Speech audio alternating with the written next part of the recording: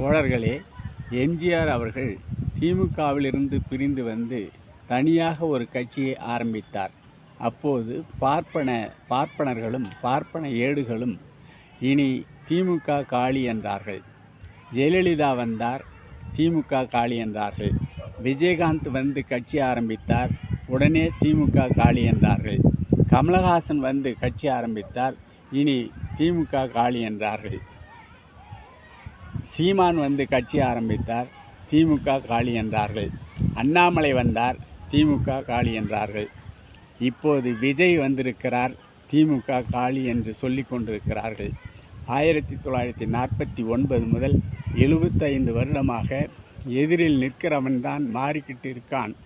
எதிர்த்து நிற்கிறது எப்பவுமே திமுகவாதான் இருக்கிறது என்பதை பார்ப்பனர்களும் பார்ப்பன ஏடுகளும் மறந்துவிடக்கூடாது.